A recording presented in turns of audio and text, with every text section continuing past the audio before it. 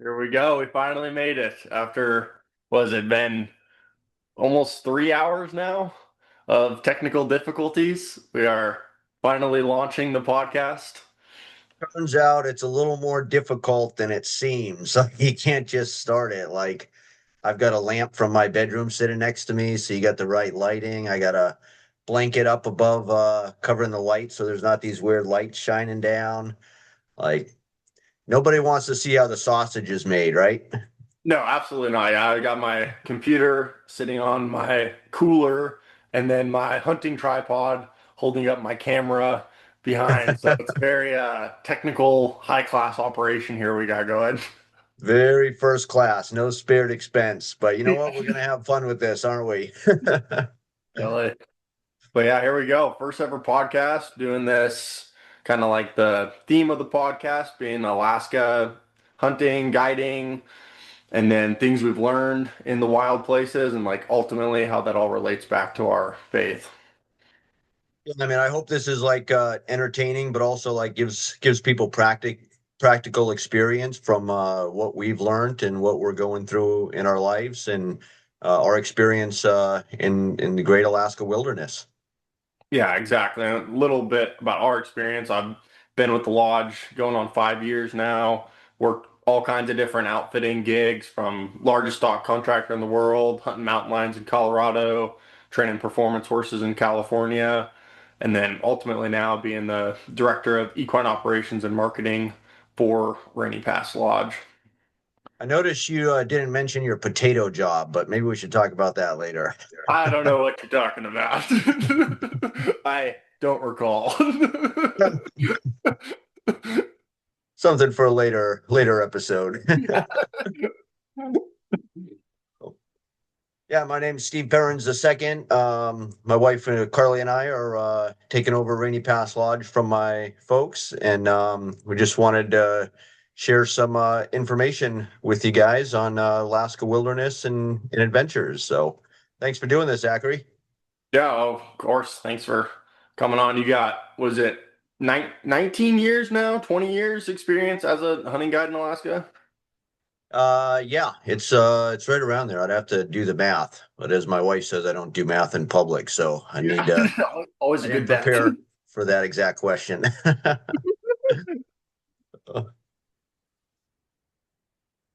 So starting right off, Rainy Pass Lodge, obviously being Alaska's oldest hunting lodge. I'm sure people would love to hear kind of the history and the background of Rainy Pass Lodge. Yeah, it is pretty cool place. I mean, this lodge started in 1937 prior to statehood. A man named Bud Branham started the lodge. He was a trapper out there in the area. Went out there in 1936, made his way up to Puntilla Lake, where he met a guy named Wayno Puntilla, who was also trapping in that area. Bud bought Wayno's trapping area and started the hunting lodge out there. There was actually there's recordings of guided hunts in that valley and area back into the 1920s. Um, but my folks worked for Bud in the late 70s, and then another guy named Vern Humble bought the lodge and owned it for about 25 years. My folks tried to buy it from him several times, and we were finally able to buy it in 2003. They've owned it since then, and we're kind of in a transition period for my wife and I to take it over and kind of keep that legacy going and build on it. Um, my folks aren't going anywhere. They're still going to be around. They love it, but they won't have to do the stresses of the lodge anymore and can just enjoy the parts of it that they love. Yeah, it's so awesome. That's definitely one of my favorite parts working at the lodge is just like all the history that's there. And it's just like such a historic lodge in Alaska. Yeah, I mean it's a checkpoint on the Iditarod Trail. It was a key place for getting through the Alaska Mountain Range into Western Alaska and any of those villages. Bringing the serum over for I'm gonna, I'm gonna butcher this name. The dysphyxia. I Killed should have it. looked that up. it was a disease back in the 1920s, and they did a relay with dog sled to get the serum over to those villages, and that's kind of what the Iditarod represents and is based on.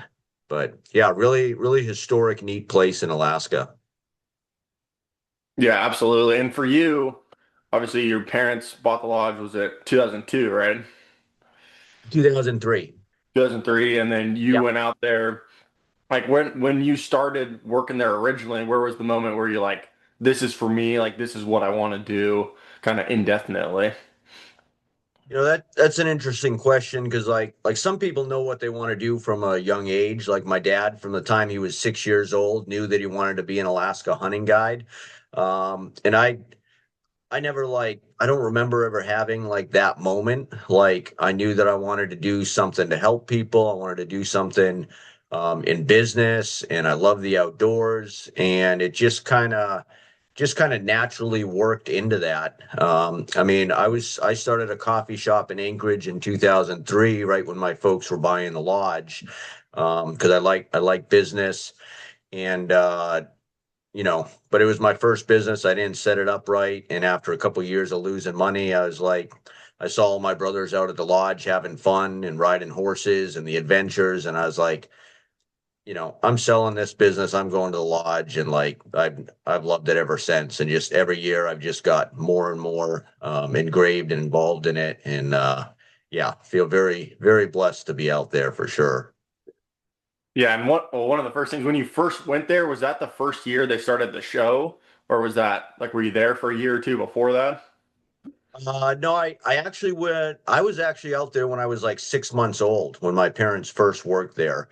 So they've got pictures of me out there then. And then I went out there a few times growing up, snow machining at 13 years old. When I was 17, I built a log cabin out there. And then when my folks bought it, I was kind of out there a little bit the first few years, but really not till about 2006, I think. It was kind of more full time. And yeah, that's when they had the TV show Our Five Sons Alaska, one of the first Alaska reality shows after Deadliest Catch. And yeah, that was a fun time. Did 3 years of filming, 26 1 hour episodes, so that was pretty cool. And how's that affected your life being like a teen movie star and then moving forward after that? Well, they say those kid actors never really make it in the acting world after, but no, it was That's in their head, you know. yeah. No, it was good. I mean, it just if nothing else, like it gave us some good footage to show our kids, of what our life was like back then, starting the lodge. And it really gave us a lot of good contacts. Like we've got a lot of good employees and friendships and people we connected with through that. Ronnie Engel, who helped us start our youth camp. Trent Willman, country music guy who did a theme song for us, and several other people that just came along because of it that have been huge in our life. Michelle Tingstrom, who was a cook for us for a while and helps with our youth camp stuff as well. A lot of great friendships came out of that deal. Can you talk a little bit more on that youth camp? Obviously, I've been lucky enough to be a counselor for it and just think it's like such a special thing. And obviously, we got that big fundraiser coming up for it here. Yeah, I think this summer will be our 14th year doing it. It was actually my wife Carly's idea. We talked about doing this the first day that we met.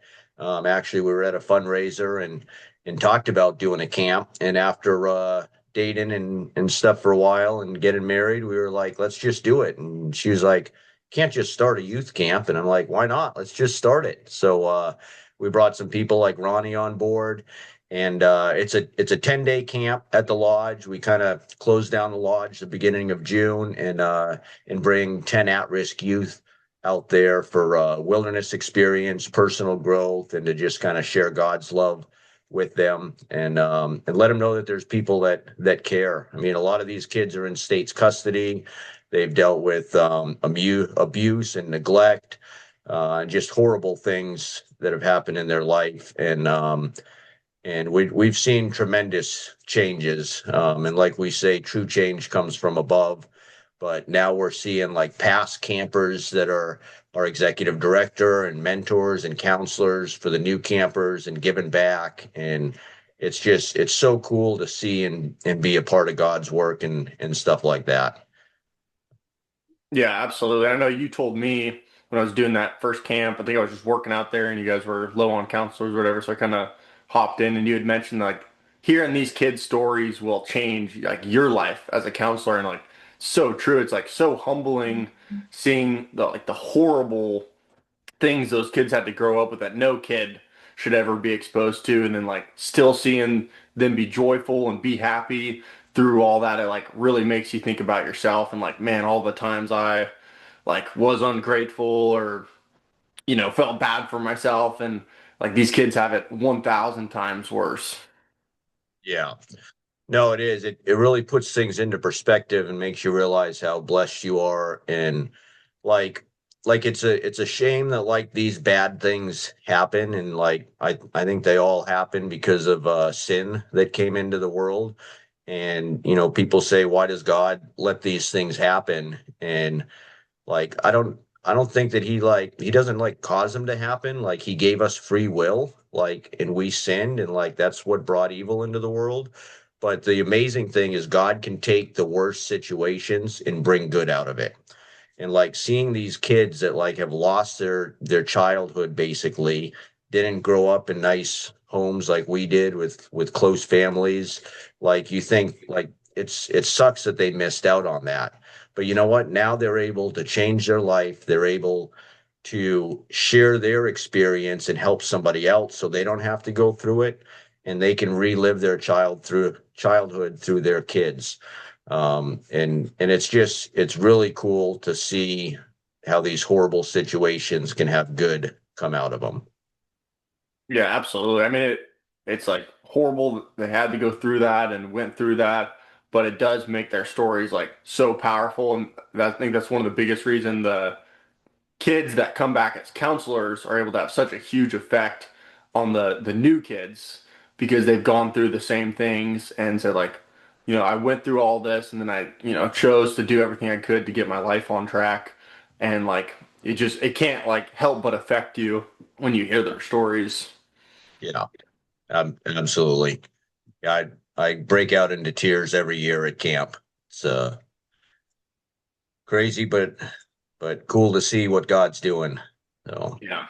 Absolutely. And kind of shift gears a little bit, talking about some of the logistics of running like, a remote hunting lodge in Alaska. It's a lot of things I think people don't really think about. Like you hear that like, oh, you're over 125 miles from the nearest road, but like what does that actually mean? And like what's the logistics of getting groceries and having power? And you speak on kind of some of those things a little bit. yeah, I mean it takes a lot of planning and foresight and thinking ahead, but then it also takes just a ton of flexibility and like being able to kind of shift and make do with what you got. I mean, we supply all of our own electricity and sewer and water, heat and everything. So like if a generator goes down, like we got to figure out how to either get it back up and running or do something different or call a technician. But a technician, like, we got to meet with their schedule and then we got to meet with the airplane charter schedule. And it could be bad weather for 5 days or a week that delays it. So you kind of try to have as many like backup systems in place as you can. You try to plan ahead on food and having enough fuel out there.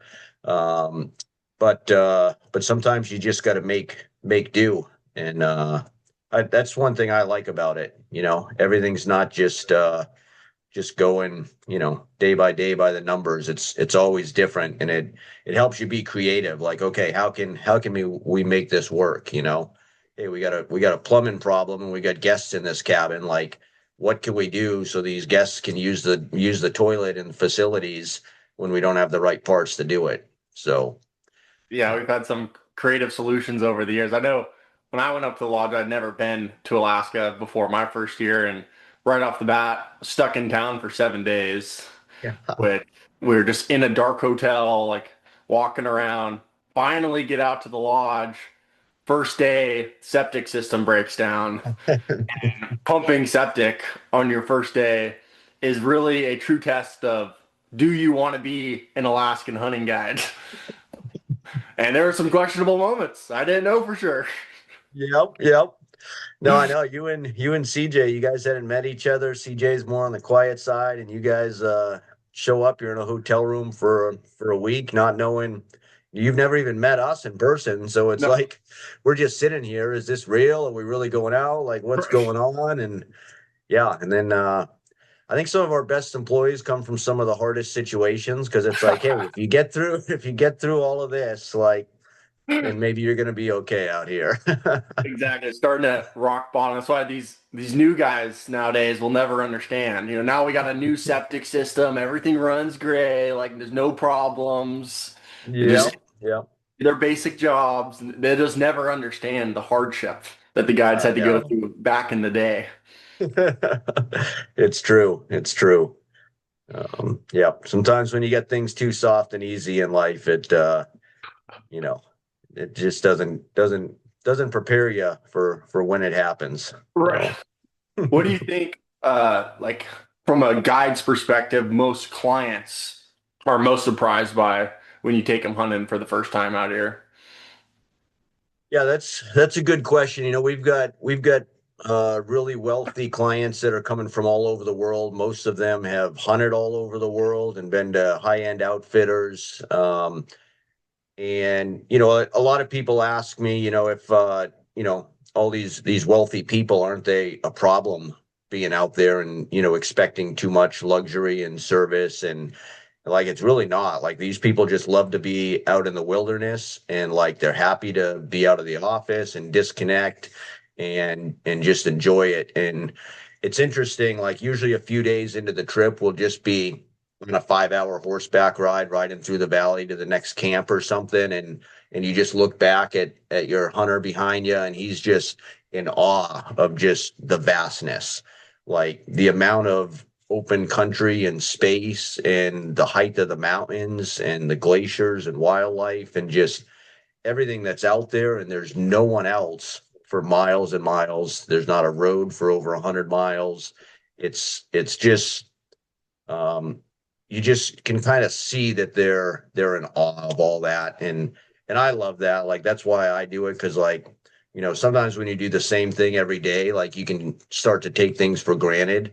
But having new guests come out there, like I get to relive it through their eyes and re-experience like why I'm out there, and it's really cool.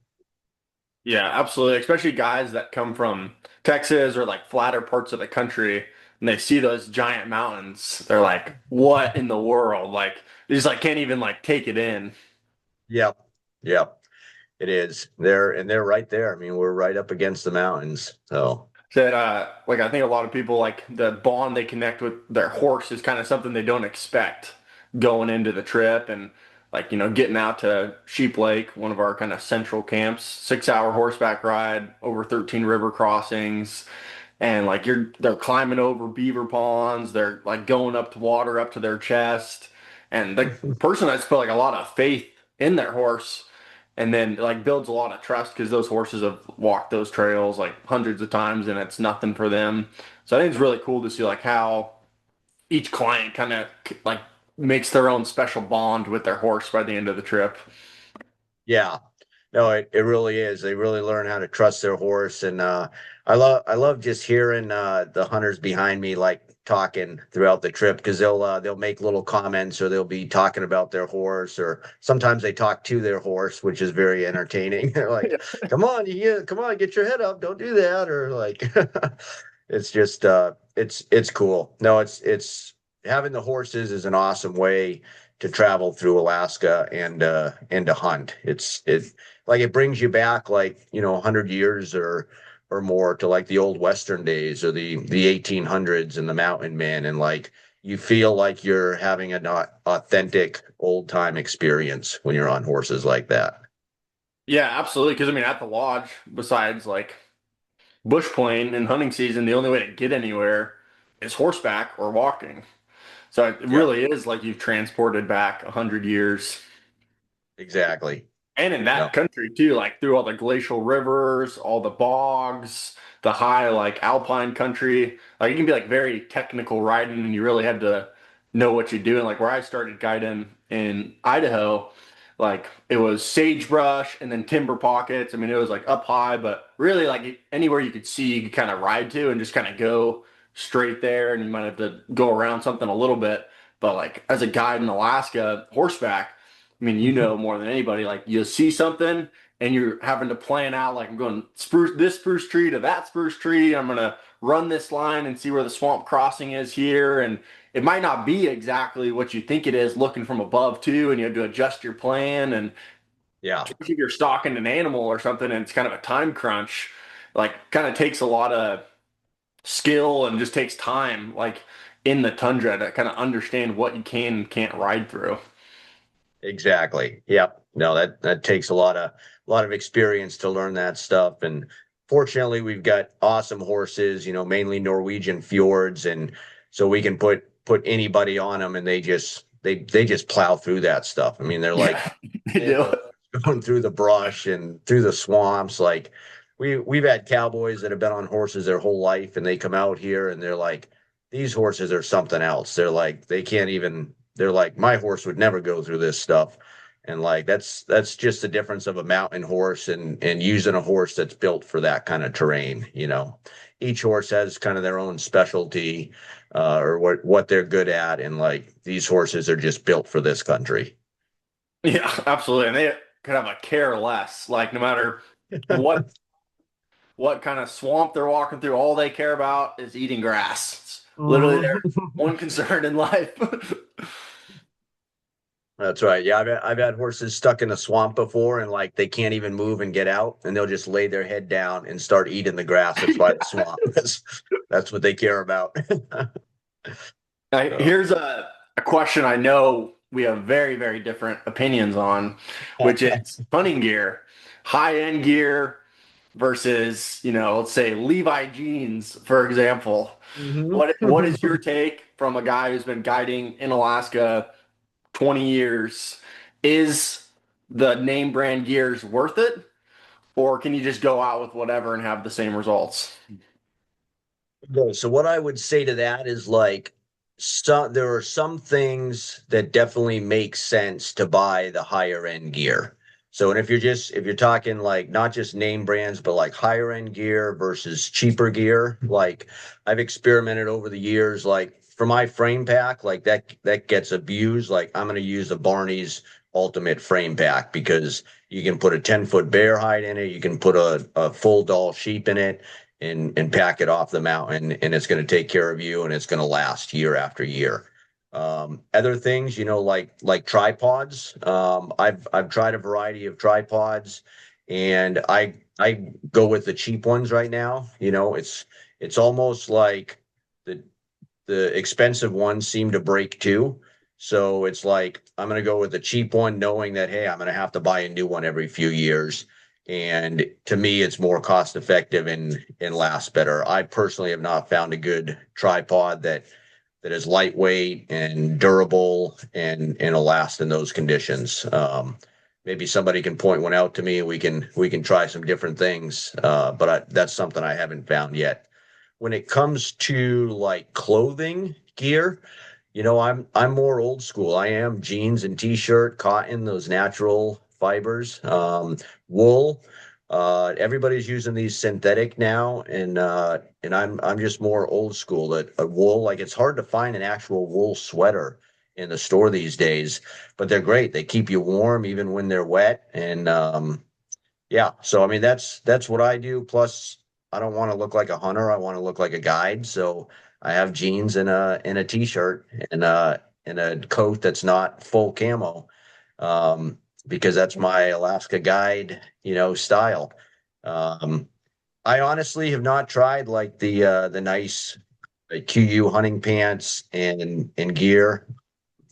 For one reason is more expensive than I could afford when I started out, and like I'm a little bit adverse to change. So like I know that the jeans are tough and they'll get me through the brush. And yeah, it kind of sucks a little bit when I get warm, when I get wet, but I wear a Helly Hansen 3/4 length rain jacket and protect them so I don't get wet.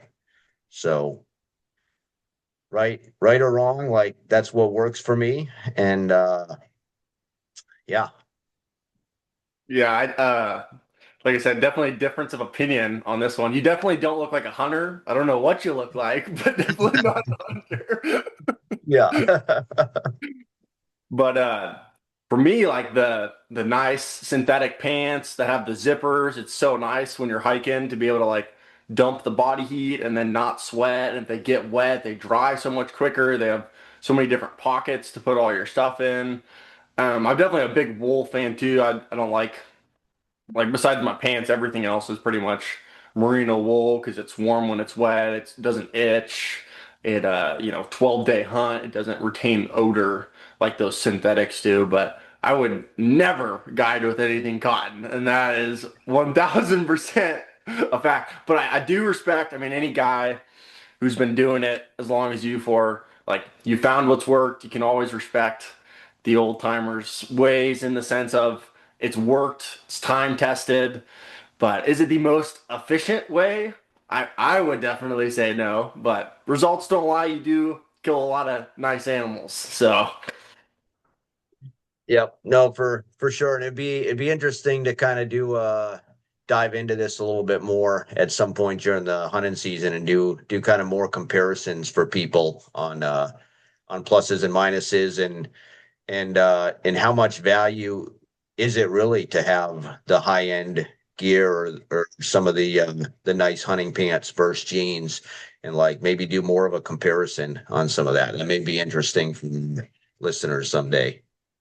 yeah, definitely. And I think there is some like I agree with you. There's some things that necessarily like aren't worth the money. Like I have like a Costco puffy jacket. I used to always buy like the name brand puffy jackets, but then they just rip in a year and they're like $300 versus like a $20 Costco jacket. It's like I've had that one for like 2 years now and it hasn't ripped. And if it did, like I want to, it was $20. I saw um, one of my Packers this year had the Stone Glacier puffy coat, which I think is like $350.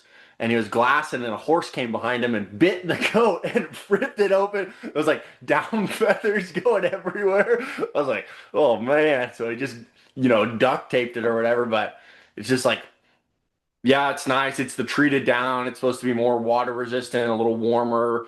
But to me, it's not worth like $300 more, like $20 coat versus a $350 coat. Like to me, like the nicer one might be 5% better, but as far as like real world application, rather just save the money.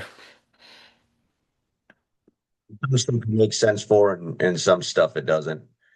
So Yeah, definitely. Okay, here's a $1 million question that you would have a very good perspective on as a married guy with two kids. Does distance make the heart grow fonder? it's a good question. And yes, I would say it does. And I think I may know a little bit where this question's coming from because you're in a newer relationship right now and looking at your first season away. But yes, what I can tell you, and it, it's gonna, I think it's gonna vary quite a bit from relationship to relationship, person to person. I've lost a lot of relationships in this line of work, trying to find my wife, my one person, and being away is hard. Like I think generally speaking, girls don't want to be away from their guys, and it's hard. Like I was fortunate to find Carly, who loves this lifestyle, who loves to be out there, but she also loves her friends and her family. And so, like for us, it works really good to be away for certain periods of time. Like the 2 month season, it really ends up being a little less than that, 5 weeks or something. That's about the max we can do. Like it's really cool because you can tell during the last couple weeks of the season, like she's really missing me, like she's wanting me to be home, like I think I miss her more than she misses me for most of the season, but like after she's got through her friends and got the kids back in school, she'll say something, okay, I'm ready for you to be home now. And so like it's really cool to like have that. I think sometimes just living the day-to-day mundane stuff, like you can take each other for granted. And without having that separation and break, like it doesn't give you a chance to realize that, oh yeah, we've been married what 14 years now, and like yeah, we love each other, we miss each other, we still want to be around each other. So I think distance makes the heart grow fonder, at least in our situation. I think it's gotta be done right. Like you got to keep the communication going. Like I think working towards similar goals, like she's involved with the business. So like she knows like she's working on stuff for the lodge while I'm out there guiding. So we're still like communicating and working in the same direction. We're not, she doesn't have her own career where we're going in different directions. Um, so like for us it works good. Um, I think with any line of work, there's going to be pros and cons. I mean, it's hard for me to be gone away from my kids for almost 2 months and miss some of their sports and school stuff that's going on. But I make up for it while I'm back in town. The rest of the year, I don't have a 9 to 5 job, so I can do all their sports stuff. I can be involved with their day to day in school. And I was just talking to my son about it the other day. We were driving somewhere at 5 o'clock. He's like, Dad, what's all this traffic? And I'm like, that's everybody coming home from work. I was here at home when you got off school. We had extra time together when most people are still working. So there's pluses and minuses to it all, and it's what you want to focus on and how you make it work, and good communication and togetherness with your partner. That's what I've learned. That's what's kind of been working for us so far. But no matter what it is, it takes work. Like everybody always says the grass is greener on the other side, but it's not. The grass is greener where you fertilize it. So put time and effort and fertilizer into your relationship and your situation, and that's where the grass is going to be greener. I've always heard people say where you water it. I've never heard fertilize it before. Oh yeah, that's my little spin on it, I guess. Where you water it, fertilize it, trim it. You got to take care of it. Yeah, yeah, definitely. This hunting season, obviously, met a gal, dated for a week and a half, and then was gone 3 months. And so made her a PowerPoint, kind of explained what it's going to look like in hunting season because it's not just distance, it's distance in hunting season where you're not like connected to internet. And this was the first year we could satellite text. So able to like send a satellite text, once at night, like, oh, we're alive, got a bear today or whatever. But you can't, it's hard to like really actually communicate, like you can have very limited communication. And yeah, definitely like really stress tests a relationship and says like, are you both like willing to put the work in for it? Because it takes both people like being willing to sacrifice and go through that together. And obviously I'm gonna be up at the lodge in a couple weeks, so I'm gonna have to go through it again. But just for a month, you said you guys like 5 weeks was your max, but we're doing 3 months right now, and like July through beginning of September. But we don't have any kids, so it's a little easier, and we're not married. Yeah. No, yeah, I think I said 5 weeks. I think it was 7 weeks. Again, doing math in public. So Yeah. yeah. Yeah, it's Um, always a tough one. But yeah, that kind of goes into like this year was there's a lot of changes with technology in the field. People can satellite text on the new phones, and now we started implementing Starlink in a few of our camps. I mean, I know your opinion on it, but what is your opinion for everybody on all the technological changes in the last couple of years? I mean, that's a hard thing, and we moved to Starlink in a couple camps because the sat phones were getting too expensive. And actually, I think the sat phone company we used is shut down. I drove by business the other day and they're not in there anymore. So, but they were getting more and more expensive. Well, Starlink and other communications was getting less expensive. Um, and the technology works better. And but I mean, eventually everybody's going to have full internet on their phones through satellite, like no matter where they are.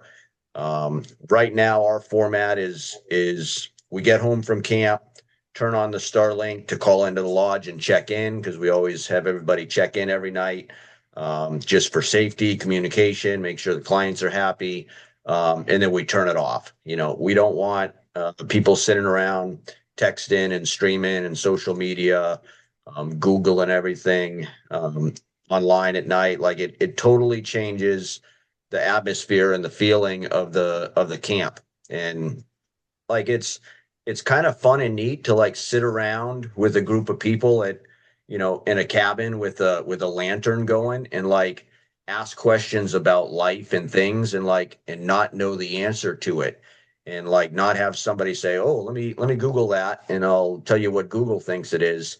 It's like we actually sit there and like we get to reason it out and like I think our brains work a little bit more and better because we get to like reason, well, maybe this or maybe that. And like it brings about some good conversation and thoughts.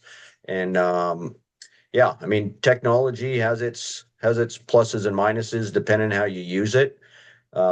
We've had a couple clients bring their own Starlinks out, and you had an experience where you were packing their moose out and they were watching a football game back at camp. And like, I think those kind of things, like we had another client who was just busy with business and on the phone, quite a bit. And like it's unfortunate because it detracts from that. Like years ago, hunts were 21 days or longer, month-long hunts, and business owners and people would leave for that amount of time with no communication at all. And like if you can't disconnect and give your brain a chance to think for itself, like I think you're missing out on a lot of things in life. And I mean, some of my greatest like growth times is during the hunting season when I'm sitting on that glassing hill for 8 or 10 hours a day and my mind's just thinking, all the different problems and growth and things that I want to do. Like my mind has a chance to work all those out and I'm able to come up with some pretty cool ideas and solutions during that time. So it's going to be harder as technology improves to offer people those kind of experiences. But I also think there'll be more of a demand for it too. Like some people are going to realize, hey, I want that wilderness experience. I want that disconnect. Like I need that in my life. It's good for me. Um, we don't realize that we get bombarded with thousands or tens of thousands or even more messages a day from our devices, from phones, from Netflix and social media and everything. Like when does our brain have a chance to think for itself, you know? So, Yeah, absolutely. And I think it's like we've talked about this before. It's something you don't realize, like how special it is to disconnect until you do it, and you don't realize what you're missing out on unless you just do it. And it's hard to like explain that to people. And yeah. people say like, most of the people, our clients are, successful businessmen and have like a lot of responsibilities. So if there's an option to not disconnect, it's like, well, it's an easy option for them to take, and it's probably easier as a guide to like say, oh, like don't do it. But they do have a lot of responsibilities and stuff at home. But if there's any way they can disconnect, it's literally like maybe the best part of the whole trip is having that time to disconnect because a lot of people in the last 10 years haven't spent 12 days away from the internet and being online. And yeah, you don't realize like all these thoughts that are in the back of your head that come to the forefront when you have 8 hours every single day on the glassing hill just sitting there thinking, and it can make you totally like reevaluate your whole life. And speaking of relationships, like makes you appreciate your relationship so much more. And yeah, we did, me and my lady went up to Montana like last week and we did no phones, like just turned them on airplane mode, turned them off, And she was like a little hesitant at first, like, oh, I don't know, like what if people are trying to reach out or whatever. I was like, just trust me. Like no radio, even just like silent driving every day. And afterwards she's like, thank you so much for making me do that because it was so special and you just don't have that time in life. And we all complain about it, but literally all we have to do is turn our phones off. Like that's how like privileged we are in this century. It's like one of our biggest complaints is something that can be fixed by us simply turning our phones off. Yeah. No, we get the same response from all of our campers too every year. I mean, we take their phones when they come out, and at first they fight us quite a bit, but quite a lot of them about day three, they're like, "This is actually pretty cool. I've never gone this long without my phone, and like, I kind of like it." So it's it's definitely neat. Like I wish I had a better way to like explain it or do like a simple like explanation so like people could see what the value of that is. Um, but it's you gotta experience it, that disconnect. And you know what? If there's problems that happen while you're disconnected or whatever goes on in the world, like it's still gonna be there when you reconnect and like it's Exactly. not gonna it's not gonna mess things up. So Yeah, I like the way you put it where it's like your brain actually has to work. And like for me, I don't like hardly ever dream in town, but I'm guiding. I'll have like dreams every single night, and my brain's just going constantly. Versus like in town, just like on my phone, putting it in where I'm going for directions. Like I don't have to think. Like if I have any thinking things, I'll just ask my phone, and it'll tell me what to think. yeah. No, I know. It really it makes me wonder what people are going to be like, 20, 50 years from now when AI and everything is done for us and nobody even knows how to think or live. We're just going to be these virtual reality glasses like you see on the movies and they're just zoned Yeah, out in a little tube somewhere. it'll be like, have you seen Wally? Yeah. It'll Yep. be like, Just oh, like like that. Wally in the chair, just leaning back, all obese. Exactly. Yep. I mean, I don't think we're that far away from it, really. No. No. Unfortunately, it seems like that's where we're heading. And unless people get out and do stuff like that's what we're raising for a generation. Right. So Well, can you speak on this road project that's obviously we've been making a lot of buzz about the last couple of years, where that's kind of at and what kind of effects that would have on all the different lodges it goes by? yeah, I mean they're talking about building 100-mile road up close to our lodge for this exploration company. It would obviously be devastating to our business. There's about 20 other lodges along the path. One of the lodges already sold out because of concerns over this.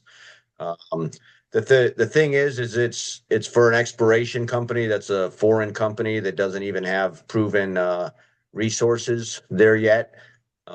They just want to build their stock portfolio so they have a more attractive package to sell for someone else. And like our argument is like, why would you permanently destroy all this wilderness en route to it before you even have a feasible plan if it makes financial sense for the state? And even in the reports that they did, um, like the benefit to the state financially for this mine project versus all the wilderness tourism lodges and hunting and fishing in the area, that doesn't even pencil out. So it's just somebody's idea that, build, build, build. And unfortunately, there's not a lot of wilderness places left in the world. And I think that we should protect some of them. I'm not anti-mining or anti-development, but like in Alaska and some of these places, I think we need to be strategic about it. And I think we can grow our economy here really big and better than ever without destroying the wilderness places. I mean, that's why everybody comes up here is for the wildlife and the remote nature. That's why we work here, live here, play here, why the tourism is huge. So we shouldn't be destroying that just for the possibility that some foreign exploration company could turn a profit. The facts and stuff just aren't there, and we're looking at $1 billion road for our state where we can't even maintain the roads that we have. I mean, there'd be 156 river crossings in this project, and it makes no sense whatsoever. So we're fighting it against it with everything we can, and there's a bunch of other people as well. All the residents that have cabins in the area, they're against it. Like all the public testimony, there's like 90% against it. They're trying to sell it as a public access road with hunting and fishing, but Fish and Game has already talked about road closures, hunting closures. Things would have to go on a drawing. Like look at any road hunting area and the quality of hunting there. Like right now, anybody could go out there. They could fly, they can snow machine, they can boat, and they can have basically unlimited hunting opportunities for good game populations. But a road would completely destroy that. So um, anybody that would be conservation minded on something like this, like should really take a hard look at what it's going to do to the hunting and fishing in the area. Yeah, absolutely. It would just be devastating to see that like beautiful land just affected by a road like that. Yep, yep. So, So as a lodge owner, we had last time we did hire, and I think we had 600 or 700 applicants for the job. What are kind of the main things you look for when hiring a hunting guide? um, yeah, that's a good question. We get a lot of applicants. You know, I think a lot of people kind of try to tell me their experience and what they've done. And one thing I've found is like I rather have somebody that's teachable versus somebody that already feels like they know, what they're doing. Every place operates differently, and so I almost rather take somebody that doesn't have any experience as long as they're a hard worker and teachable and have a great attitude. Like that I can work with. We can teach them the skills that they need to be hunting guides and horses and trails and customer service. Um, but it's harder to teach somebody how to have a good attitude because you're going to have rainy, wet, cold days and complaining clients at times, and like you gotta be chipper and upbeat and like get through and make it a fun experience for everybody. So those kind of things are kind of more difficult to teach. Um, so so that's kind of what I look for. Somebody that's kind. We have one of our employees that's a little different, and then my son's a little challenging. So like I kind of use those two people as like a litmus test. Like if somebody gets along good with them that are maybe a little different or challenging, then like that tells me that that person is a kind soul. And like those are the kind of people that are going to be like have that servant attitude. And those are the kind of people that are going to take care of our guests. So um, honestly, like for us, like a college degree, like to me doesn't necessarily add a benefit to who I'm looking for. Um, I rather see somebody that actually has hands-on real world experience. I get a lot of applicants that tell me they're proficient in Microsoft Word and Excel, and like those kind of skills just like yeah, it's good to be well-rounded, don't get me wrong, but like I want to know that you can get your hands dirty and want to actually get down there and work and do what it takes to get the job done. Um, so yeah, those are kind of a few of the things that we look for. Yeah, we could Social, use some applicants that are proficient in Zoom. That would definitely help us. that would have helped us today. If only we had somebody in charge of our digital marketing. Hey, hey, hey, hey. I never said I was a Zoom specialist here. Yeah, yeah. And what are some big mistakes you made as a young guide or you see young guides make now? Yeah, I'd say kind of as it refers to like guiding, like as a young guide, like you want to get out there and be aggressive and get it done. And like I beat up a lot of clients, you know. They're in their 60s and I wanted to run to the top of the mountain and stay out till after midnight. And like I wore them out on day one and they sometimes they weren't able to hunt for a couple days after. And like that kind of stuff hurts the hunt. So like learning how to go at their pace and go where they're at, versus where you want to go and where you're at, is a huge help. Like I can be so much more successful as a guide and hunter if I go at their level versus mine. Um, and and yeah, just realizing, that it's their hunt. Every hunt is different. Like I don't have a cookie cutter way that I guide. Like I kind of try to pick up on the experience that the hunter wants and focus on giving them a good experience, um, versus kind of doing things my way. Yeah, that's definitely something I've learned a lot from you is how you adjust all of your hunts to your client and play into your client's strengths. And it's kind of a fun thing about guiding. It's not just like us out there hunting, running around everywhere using our strengths, but having to hunt and stalk these animals with like whatever skill set you're given for that hunt that your clients able. There might be an older person, might not be able to move as much, might not be able to ride as much, and you're like playing within those boundaries. Kind of makes it more fun in a way. Yeah, exactly. No, it definitely does, because then your hunters having more enjoyment with it. And then because of that, you are too. So um, when they're being successful and enjoying it, then it makes it better for you. So Yeah, absolutely. And I think one of my favorite parts of guiding is being around these like hyper successful guys for extended periods of time. What's a like valuable life lesson you've learned from a client over the years? I have learned so much from my clients, and like I try to learn something from everybody, like no matter what walk of life they're from, or their beliefs or where they're at. Like I believe you can learn something from everyone.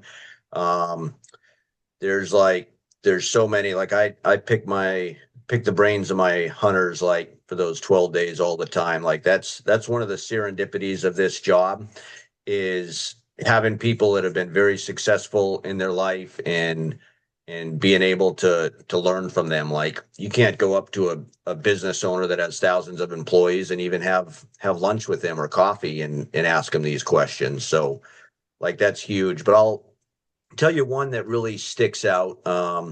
It was a very, very wealthy guy, and we were at the creek fishing one day. He was very spiritual guy as well, and we were talking, and he told me, he said, for me, it's easy to write a check. Like I make X amount of dollars. Like for me to write a $10,000 check to the church or to a charity, or like, I don't remember the exact number he used, but like it's easy for him to just write a check. What was not easy for him was to give his time, Oof. because he was so busy with his business and his family and everything else that it was hard for him to do that. And he believed, which I believe too, is that you know God wants us to give like the first part, the best part of all of our life, like not just the easy parts, not just the whether it's time or money or talent. They say time, treasure, and talent. It's easy to give those ones that are easy for us, but like it's hard to give the other ones. So what he did is time was most valuable to him. So he made sure and gave of his time to the church as well. And hey, writing a 10 or $100,000 check or whatever for him, that may have been easy, but to donate his time and help out and serve the church, like that was asking a lot. So like I really thought about that for the rest of the season. And when I went back home, I decided to be an usher at our church, and make sure that I was given of my time as well, not just my 10% tithing that I try to do. But I think that's important. And I think that I think God really like blesses us in our life when we do that. When we give of him first and make him the priority, of our life in all areas, not just the easy ones that we can say, yeah, I'm doing this, that's good enough, but like really making him the priority in the first. And like I've seen that with, like you can't outgive God. So the more time and treasure and talent you give to him, he's just going to keep blessing you. And I've got way more than I deserve. I can tell you that much. So Hmm. Yeah, that's a really cool like lesson to take away from that. They talked about that in our church a couple weeks ago, like where your treasure is where your heart is. mhm. And like that can like his treasure obviously being his time, like in that instance. It's cool to see him like putting it out there and giving it, despite Yeah, like obviously, for a person with more time or flexibility, it might not be that big of a deal to give their time, and it might be a yeah, lot harder for them to give their money, but like sacrificing what's hardest for him is that's really cool to see. exactly. No, and I think it's cool too, like everything God asks us to do, like, isn't for his benefit, it's for ours. Like he doesn't ask us to tithe 10% because he or tithe at all because he needs the money. Like everything's God. He can do what he needs to, but like when we are obedient and do those kind of things, like we are blessed. So sin, he doesn't want us to not sin because he doesn't want us to enjoy, certain things in life. He wants us to enjoy life more and fuller. And it's those sins that cause us suffering and pain. And by trying to be obedient to him, we're able to live a more joy-filled, peaceful life with love. And I've definitely seen both sides of that in my walk so far. Right. Yeah, that's something I've like thought about a lot is like why does God call us to like worship him, you know? And it's like same thing, it's because like it heals us. It's not Yeah, about that he needs like worship or he needs prayer, or he needs any of that. Like that it's all for us. yeah. But tithing's an interesting thing. I was just doing a deep dive on tithing, and like tithing is like an Old Testament law. And like to my understanding, like no longer applies. Um, in like the modern era, just like any like law in Leviticus, like no longer applies after Jesus died. What's your kind of thoughts on that? You know what? I actually haven't heard that. I didn't realize that. I thought it was still an applicable thing. So I'm gonna have to go look that up. Um, like I don't know. I think it's a good practice and good thing to do and seeing blessings out of it. So yeah, I don't know. I hadn't heard that. Yeah, I think like 10% and just in general is like a good like spot to go at or whatever as far as giving. But to my understanding of the Bible, that it's no, like something that's no longer like something you have to do, and you should give like whatever you feel called to give, and like the more you give the better, like giving 10% is great. If you feel called to give less or more or whatever, it's just all like just like anything all goes down to your like heart posture on it. Yeah, no, I think so. Like I think it's easy to get like legalistic on some of these things, and I do think like in the Old Testament it was supposed to be 10%, but now it's kind of more of where your heart is. So like I'm not a Bible scholar, so like fact check all these things and like figure things out for yourself and pray about it. But I think the bottom line is, yeah, where's your heart? So Right. like I use 10% because I think that's a good basis and start, but I think it's where your heart is. Right. Um, Kind of transitioning. Culture is like a thing you talk about a lot at the lodge, and me like I've worked for 8 different outfits, and to me like the Rainy Pass Lodge culture is what kind of sets the lodge apart from all these other places.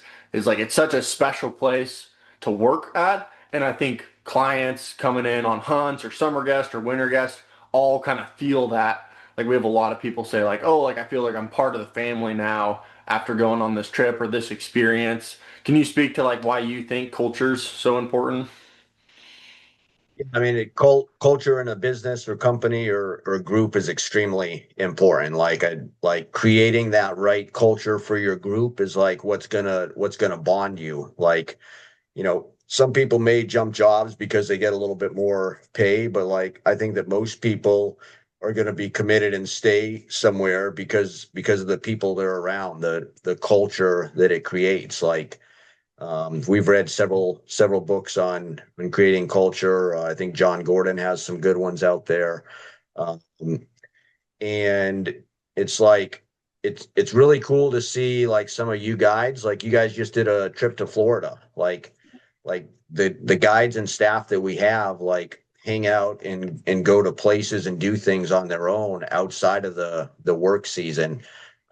And just building that bond and that core team is like very important.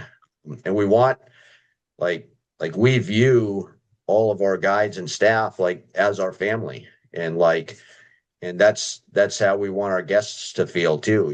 They arrive as guests and they leave as family. um, just that whole thing is very important. Like, and I think it shows love and closeness, and more than just like a transactional, client guide guest relationship. It's like, no, we want you in here. We're opening our doors to you, and want to be part of your life, not just part of your trip. So Yeah, absolutely. I think the books like are pretty cool. Like I don't forget what was we read a couple years ago, Soup by that was it Joe Gordon or what's that? What's the John author's name? John John Gordon. Gordon. Yeah, Yep. that was really good, and it's like cool to see those kind of implemented at the lodge. And I think it's a very unique thing. I don't think there's a lot of hunting lodges reading books on positive culture out there, you know? Yep. Yeah, no, we try to make our staff read a book every year, and because in our mind, like, hey, it would be great if these guys were here with us for 20 or 40 years, but a lot of them kind of come and go, and we want all of our staff to leave the place better than when they got there, and help them for wherever they're going in life. So Right. yeah, that culture is huge. We got some principles that we came up with. One of my favorite, you hear the saying "ride for the brand," but we're a little more hardcore than that. We're ride for the brand, die for the brand. No way. No way. We haven't quite gone with the Yellowstone branding yet, but I think that's because I'm I will afraid of not the be pain. branded. You will be hearing from my lawyer if you try to brand me. Maybe a temporary tattoo or something. I could do a temporary tattoo, one of those little water ones on the shoulder or something. Yeah, there you go. All right, here's another $1 million question. Okay. Do you think people who do not use any coffee in hunting camp are psychopaths? Don't use any coffee? Yeah. Oh man. You've noticed I've been sipping coffee here this morning. That's You do. that's what I live on. I do have a personal thing. I try to get all of my guides hooked on coffee. So that's some of them get there. Even some hunters have said that they don't like coffee before, and I really try to make it nice for them and make it enjoy it. That's just kind of my little thing. I owned a coffee shop before, and I don't drink anymore, so coffee's my go-to. But Yeah, you probably made millions for the coffee industry. yeah, One of lifetime addicts. Been created by Steve Perrins. that's right. No, I sip it all day long. I tell people my favorite piece of hunting gear is my Stanley thermos that my late father-in-law gave me, and so I'll sit there late in the day or on a cold, windy, rainy day and just sip that hot cup of coffee, and just makes everything better. Yeah, it is nice to have some coffee. Yeah. What habits during the hunting season or just kind of in the off season keep you grounded in your faith with every like all the chaos of life going on? That's very important. One thing I noticed when I had young kids was like trying to get that quiet time and time to myself. And so for me, like when I'm not at hunting season, like I try to get up 30, 45 minutes before the kids every day and start my day in prayer, asking for God's guidance and will for my life, spend some time in the Word or doing a study. And I need that. The days that I'm get up late or just kind of get right to the office and get going, like I definitely notice and miss that closeness with God. That makes me everything that I am, and yeah, it makes a huge difference in my life and in day to day as well. Um, During the hunting season, it's a little more difficult to do that when I'm out at camp. So kind of my routine there is I bring a Bible with me out to every camp and out in the field, and I'll just try to read a chapter at night before I go to sleep, and that just kind of helps give me things to think about and be in His Word and remember why I am where I am and I am in life. So. Yeah, that quiet time in the morning I feel like is crucial, just like starting the day off right. Yep, absolutely. Absolutely. And then what keeps you like coming back and excited for a new year as a guide and as a lodge owner now? Well, I've learned about myself that like I don't think I would do very good with a mundane same job every day. So like that's really what I like about the lodge business is that it's always different. Like the seasons are changing. So like I'll do a 2 month winter season, I'll do the show season, I'll do summer season and the hunting season. And so like it's almost like by the time I get burnt out from doing one thing, like it changes and I'm into a different season and everything's different. Um, Even like year to year, like, yeah, they're like we got the Iditarod and winter guests and snow machine in that comes through every year, but it's like even that is like different all the time. Like you never know what's going to happen. Like people traveling through that country, there's been plane wrecks, there's been bear maulings from geologists, there's been people stranded and falling in the creeks and hypothermic and like so it's always something different and new and exciting. Maybe the septic fails on you. Yeah, Maybe the it's generator exciting. quits. Like this kind of lifestyle just keeps you on your toes, and so it's cool. I love it because you gotta be ready for anything, and you never know what's going to happen. Well, absolutely. Well, thanks for coming on, Steve. You got any closing remarks or anything? No, I really hope that this podcast can be beneficial to people and they can enjoy the little antics and enjoy the tips and advice we have about wilderness and what we've learned in our life about God and faith and our mistakes and struggles along the way. So if anybody's got any suggestions for us. But yeah, we'd love to make it something that everybody enjoys. So thanks for tuning in. Yeah, absolutely. And you can follow us at Rainy Pass Lodge on Instagram or Facebook. And we'll try to do like one of these a month or so and hopefully get this Zoom thing figured out, God willing. It can only get better from here. Yeah, we get better. All right, see, I'll see you guys next time. Thanks. God bless.